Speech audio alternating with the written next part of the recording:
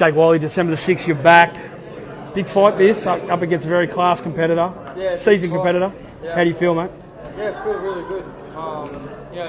For Christmas, and I wanted one more just before Christmas, so this opportunity came up, and again, I want a busy year. I like the momentum, and I'll take any fight that comes my way.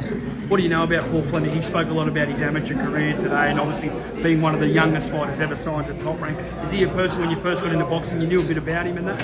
Oh yeah, look, I've definitely watched Paul over the years, and he's only had the one loss, and he's got right up there for a world title eliminator, and you don't get there by accident. So to be able to get the opportunity to share the ring with him, I'm grateful for that. But I need to make sure that I get this win by all means.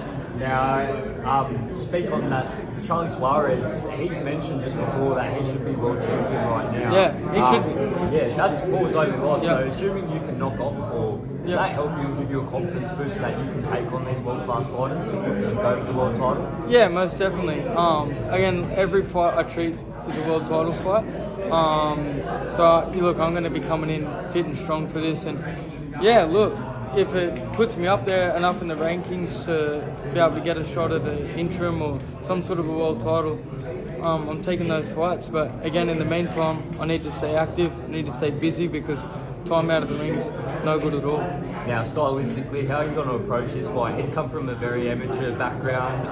He can box, he can move, likes to go the rounds. How are you going to approach this fight?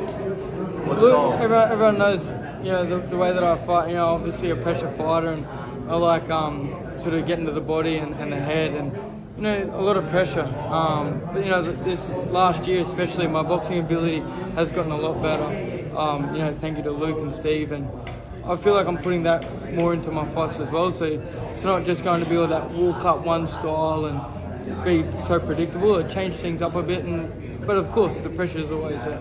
You've headlined some big cards yourself this year, two big ones, and now you're fighting on probably another massive card. What do you think about Jai Patai versus Sankara, and how much Jai Patai is doing for the sport of boxing in Australia and a lot through Polynesia and overseas? Yeah, Jai's amazing. He's doing big things, and I look up to Jai and what he does. And you look at him, look how active he is, and look where he is in the ratings. He's right up the top, and he's still fighting the best until he gets that mandatory for the unification. So that's sort of something I want to follow in his footsteps and do myself. And